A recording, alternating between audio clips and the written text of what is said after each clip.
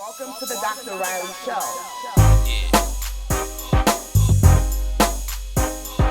I'm your host, Dr. Reilly. Hello, everyone, and welcome to the Ask Dr. Reilly Show, the place where if you have questions, we definitely have answers. So we've been talking about sexual trauma this season, and we have a very special guest with us again today who's going to talk about sexual trauma in a very unusual way. All I'll say is loving someone without being loved is trauma. So today we're going to welcome my good friend, my sister girl, Toya Carter. Hey, Toya. Hello, Dr. Reilly. It's a pleasure to be here. Thank you so much for agreeing to be here to talk about a very touchy subject. I always ask my guests, what does sexual trauma mean to you? So as you brought the subject to me, I was thinking like, right, trauma is just like, being touched in the wrong way or doing things that you necessarily don't want to do. But then when I think about my experience, it's just the word sex, how so it's supposed to be pure, but then our society or culture just changes it to be this derogatory or impulse meaning.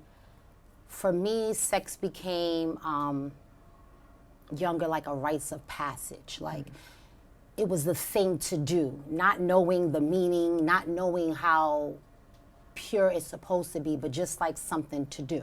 So it just changes how you look at the word sex. For me, growing up, about early teens, I experienced sex for the first time, not having a conversation with my parents, just hearing it from friends from the streets. Oh, okay, this is what happens when you lay down and then you actually have a boyfriend. It's like, all right, so since we're boyfriend and girlfriend, now the next thing is to have sex. Let me stop you right there because there's one thing that you said that I think is very key, and that is when you said you didn't hear it from your parents. Mm-hmm. So would I be right in assuming that your parents didn't have a conversation with you, or they had a conversation, or what was that experience with your parents and sex about? So we did not have the conversation. Again, like sex was just like this topic that you don't want to talk about. And even for me and my daughter, like I don't even want to say the word sex in front of her.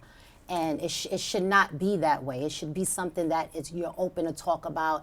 It is not something that you should be looked upon as something that you're doing that's bad. But it wasn't a conversation that was spoken in my household. So if it was like, you wait till you're older. That's something you do when you're older, but not in depth of the background, education of sex, because it is a part of life.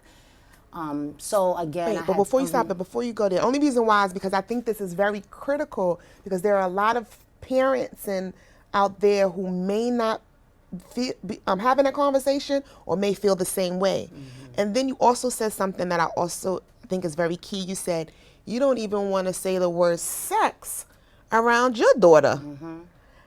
And it's important. So what do you think is behind that? Because that's another level of trauma in itself. Mm-hmm. I think because how I was raised and just brought up in the household, it wasn't. So, our habits come from how we were raised. So that's a habit that I have instilled in myself, and I'm bringing it with my child. But learning that this is a conversation that you should have. This is a word that should be able to be said and not feel away. I think just it being like it's just so secluded. Like the word was just so secluded from everyday Sometimes life. It feels dirty to say it's sex. Right. It's sex like is such a sex. Yes. Say it. Sex. It's okay. It's okay to say it. It's okay. It is a part of life, and it should be something that is pleasurable. So that will bring me back to the first time that I had sex. And it was very much of like, okay, went to the boyfriend's friend house in their parents' bed, and Oh, stop you there. How many of you out there has sex in your boyfriend's parents' bed? right, right, and why, and even that Or in your notion- own parents' bed? right. Well, and what was the mindset of that? Like, why do we Yeah. even go there? So Well, I'm gonna stop you there. I think that is key because your parents' bed is a symbol in itself, right? A symbol of power, a symbol of being in charge, and that is the marital bed right. So now, if they're married. But where sex is supposed to happen. Because I always wonder why you ain't doing sex in your own bed. Why you trying to go? Right. Why you going in your parents' bed? Because it's power. Why you ain't doing it in your bunk bed, Johnny, Melissa? Why you ain't doing it in your twin bed right, in your bedroom? But you wanted to do it in the big old the king size the king's bed, bed, the king's the bed, king's bed, the queen's bed. But it's about power. and that word has so much power. And sex is power. So, like, I know you want to talk about. Just want to ask one clarifying question: is your daughter under 10, over 10? She's under 10. She's under 10. So, do you think that her age has something to do with saying the word sex and your uncomfortability, or is it more so how you were brought up? I think it's both. I think both components play an aspect in that. So, of course, right, she's young, but even just like when we're watching television and they're kissing, I'm like, no, no, no. Like just afraid of where that's going to lead into the conversation. Okay. You know? But this is something that I'm learning and growing because she will at that age 10. Like this is something that I have to be comfortable talking about. So, And I'm glad you said that because I think that now leads us to your first time with Right. the boy and in your parent bed. and his friends. Oh, and a parents' friend, beds. child, you go ahead, girl. Right. So Not even his parents. You right but because you know no, what? because she couldn't. Right. So Couldn't do it at his house. Where could you? Right. Right. So where was the next available place? So so we were there, in the bed, and I just remember feeling pain. So pain to where I was like creeping up on the bedpost, like this is what we was talking about? Like this is what this is supposed to be?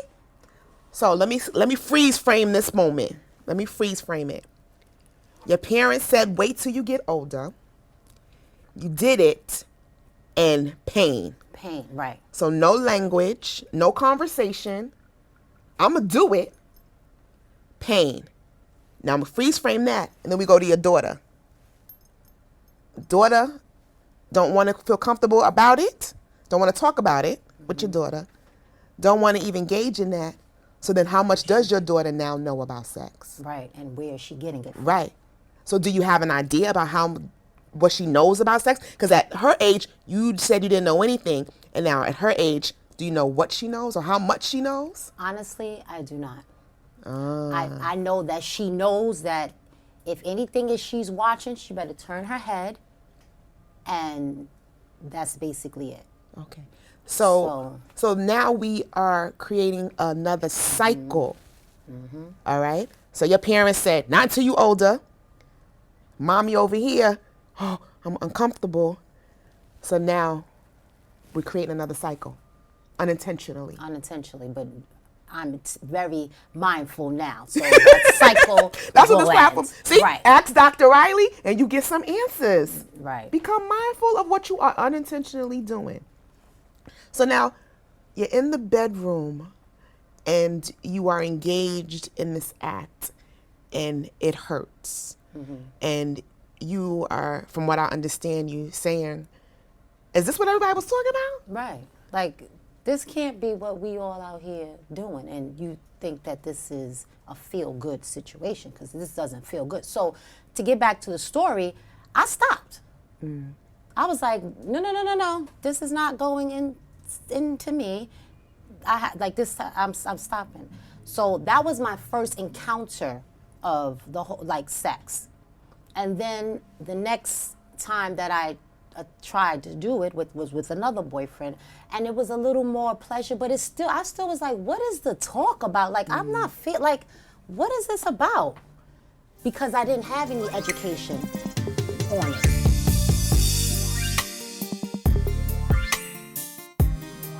Heartwarming for me to know that we were all part of that. What we did was we actually donated a basketball court for them.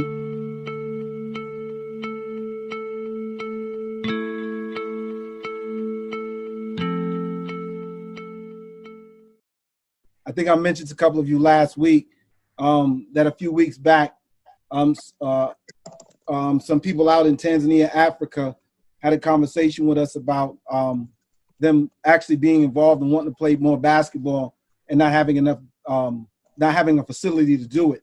And one of the centers out there, Makuba Daycare Center, actually had some space. And on behalf of OSG, Dusko Poppington, what we did was we actually donated a basketball court for them that actually just launched or just opened this past Saturday. We were on a Zoom with them. It's actually the talk of Arusha, and so the talk of Tanzania right now.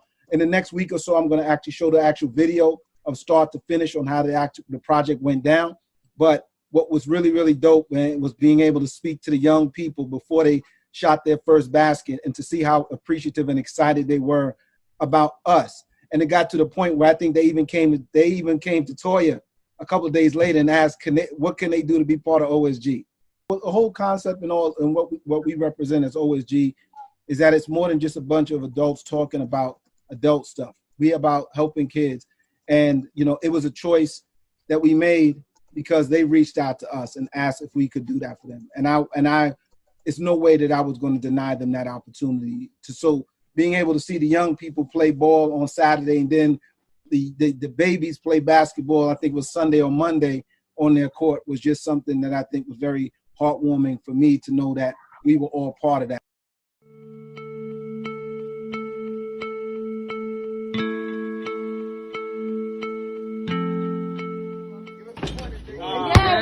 Close.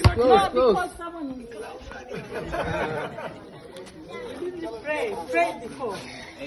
Yeah! Let's go, it's open.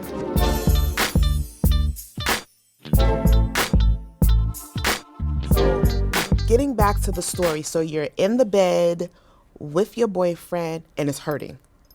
Right, so we're there and I'm just like, no, I'm stopping. Like, I'm not even gonna go through with this.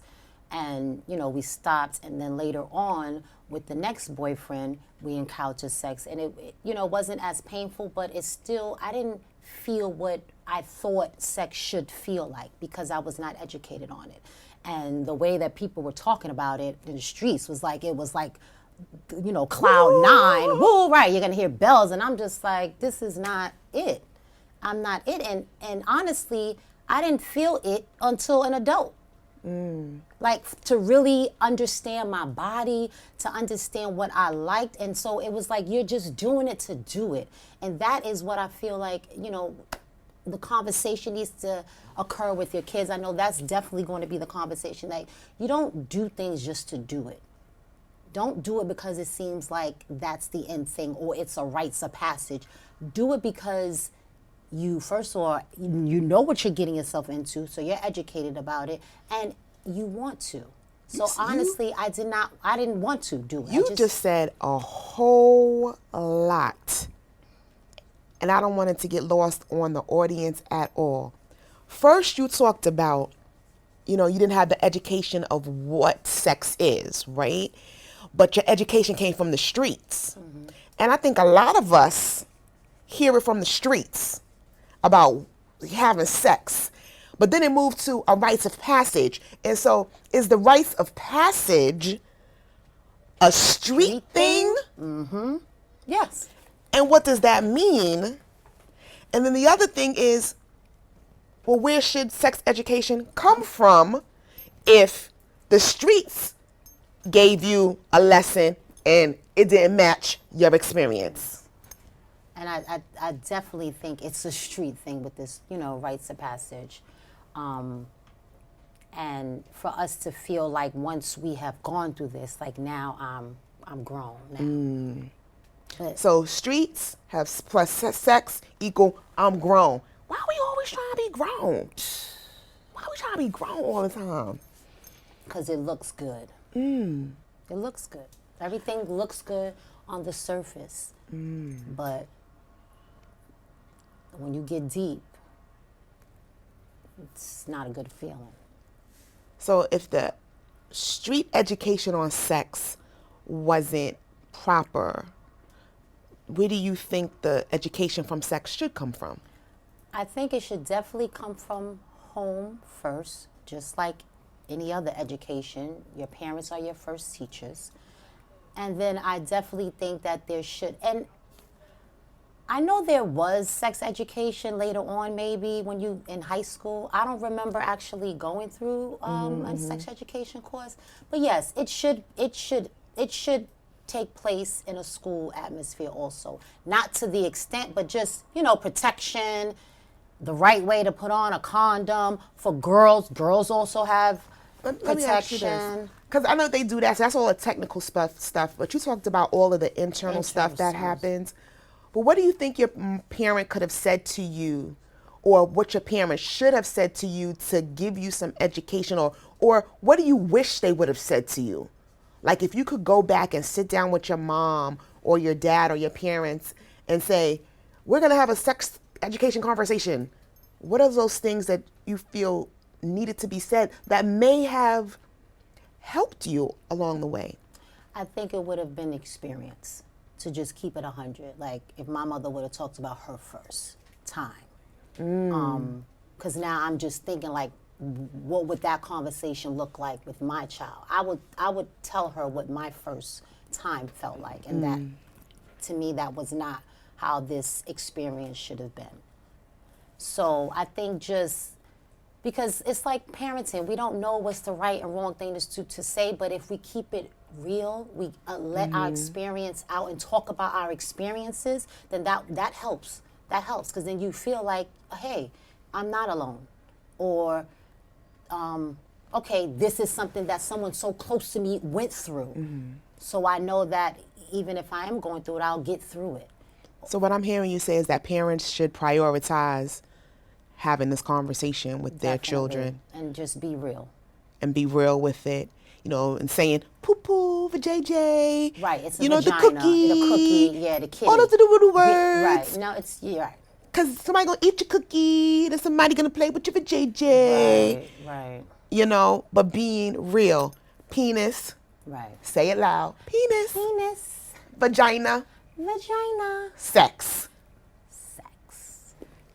And I think the more that we have conversations about it, and especially in the home, when our babies do go out into the streets, then they're able to judge the information.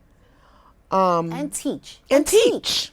So how about if one of my friends had this conversation with their parents, that was some information that I could have taken it. So, and we all learn from each other. And what better to have that topic spoke about amongst friends. But what I also heard you say is that when you got older is when you understood your body. Now, wait a minute. You've been with your body. Right. For how long? For a long time. And 20 years later is when you start really understanding. Talk about that. Because, they talk about little kids, exploring their selves when they're young, and little kids touching and feeling. And it's okay to touch and feel.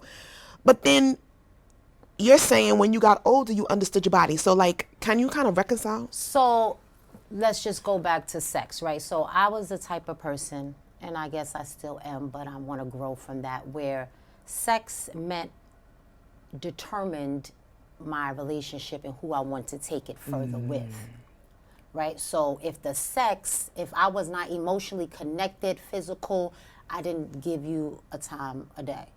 And then if it was, I'm giving you the time of day, then maybe the other aspect is not Right. So I'm staying with it just because of So the you doing feel it that to be doing it. Right. Or I And got a itch and you scratching.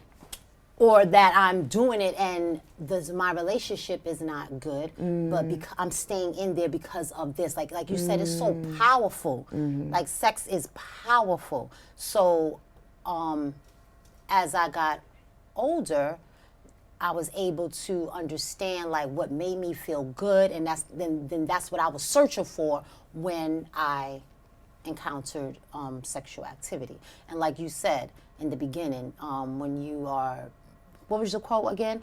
When you're loving someone and not being loved back. Right. That's trauma. Right. And sex plays a lot into that. And I feel like women, because it's so internal, when sex becomes so internal, we are taking all of that in. Receiving and it. I don't care what we say, because that was me too when I was younger, like, yeah, whatever, but it's affecting us internally. And you may not feel it at that moment, but later on down the line, you're going to feel that internal trauma.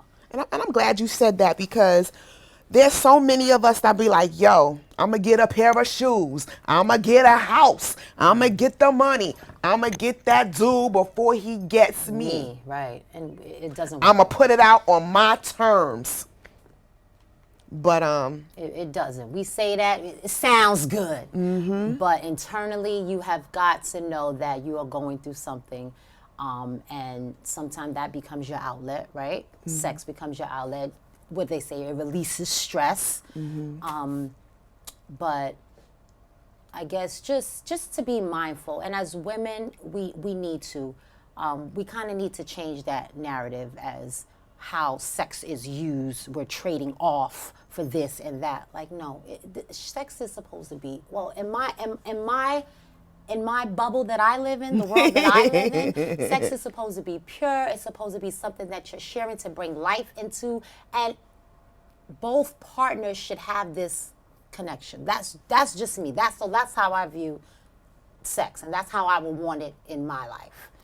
So what's the importance of knowing your body when it comes to sex? Because I think that many of us, we know how to move this hip. We know how to move it this way. We know how to engage. We know how to seduce, right? And so that is a way in which we believe, yeah, I know how to get him to do it. But what is the point of knowing your body when it comes to sex? Well, I was going to say, because if you don't have that person, you should know how to satisfy your own needs. So, that's a whole nother conversation. yeah, that's a whole nother. I went side. That's I went a whole side nother. to that, but just because I feel like, so if you know your body sexually, then you can start handling some of the internalizing what it is that makes you feel good and the things that don't make you feel good. Okay. Again, because we are just having sex to have it, right? So then you're just doing it to do it, and you're not even realizing how that energy is affecting you, what you're bringing inside of your energy space. So I just feel like you definitely should learn that at an early age before going through all these different partners. Like, know yourself. Know yourself physically, and that's emotionally. Key. Wait, knowing having different sexual partners. I told somebody one time, I was like, I wasn't hoeing. I was trying to have a relationship. Yeah, right. And I think, so then that's our mindset, right? We think I'm having a relationship with you, but you don't think that you're having a relationship with me, and I'm giving you myself. Right. So when I give you myself, you're my man, right? Because we had sex. And then when you get hurt or traumatized, then you learn, well, I'm gonna do it, and I'm gonna get you before you get me, and so it becomes this trade-off. So why do you think we as women begin to use sex as a bargaining tool? Like, I want the house, you ain't getting none until. Why do you think we do that? So now that you say that, right, that when I don't get whatever I want, I'm like, nope. I can't even answer that question because it's power. Yep, say It's it. power. It's power. That's why. Sex is power. So how you use it then defines the circumstance. And what does it say? Absolute power corrupts absolutely. And so women that understand how much power is right between these two little legs and use it may think that they are getting ahead, but it corrupts absolutely because it does something internally. Yes. You know, I always talk about the fact that I'm a woman of faith, right? And it's an exchange. It's a spiritual exchange. It is a covenant. It is something that can only be shared with a particular individual that you have committed to.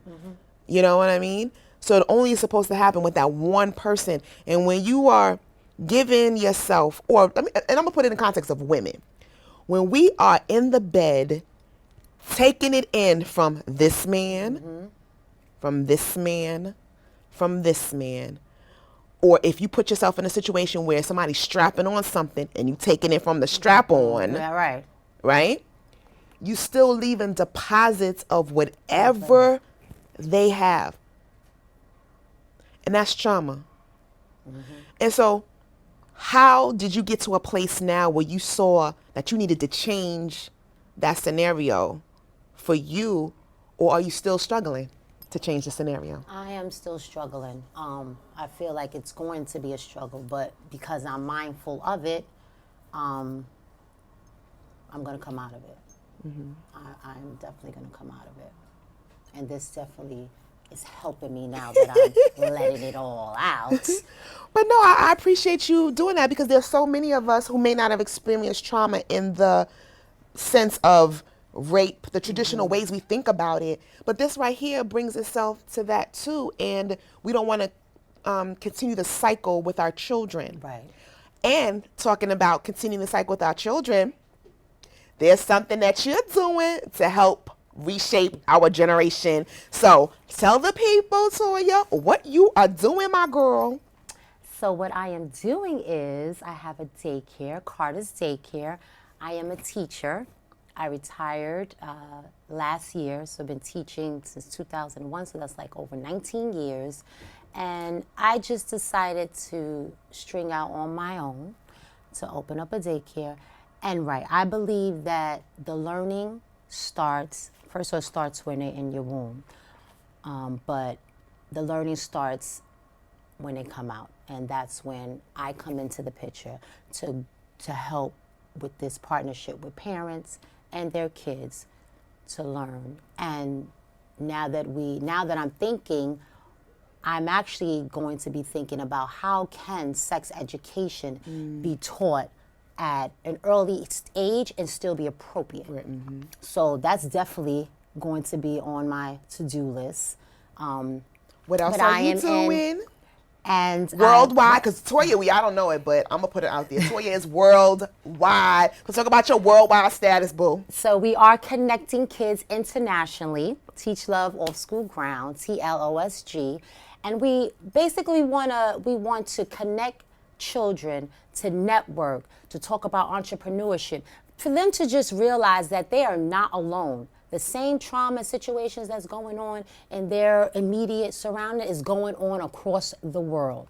So we are joining kids internationally, and we are going to be creating kidpreneurship for our international kids. So she has kids in Tanzania, children in Scotland, children in the UK, children in America that have been connecting, talking, and making things happen. Yes. So Toya, how can people get in contact with you?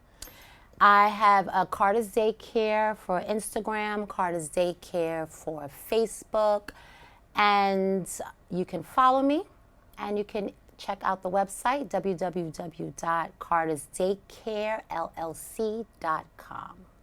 So if you need to find a safe place for your babies, check out Carter's Daycare. If you need someone to connect children internationally, because you have some international kids, check out Carter's Daycare. But also, if you need to find the right language to have conversations with your babies about sex, then contact us here at Ask Dr. Reilly Show, and we'll connect you to the right people at the right time, at the right moment, because we want to make sure that we don't perpetuate the cycle and we stop the cycle of trauma. With that said, I want to say thank you for joining us again. I am your host, Dr. Anissa Reilly, and that's it. Peace out. Next time on the Ask Dr. Reilly Show, we're going to take it back to the old school with my man L.A. Sunshine from the legendary, world-famous Treacherous 3 hip-hop group. You heard his music. You see them in Wild Style. You see them in Beat Street. Now he sits down in the chair to talk to Dr. Reilly about his story dealing with sexual trauma. I'm your host, Dr. Anissa Reilly.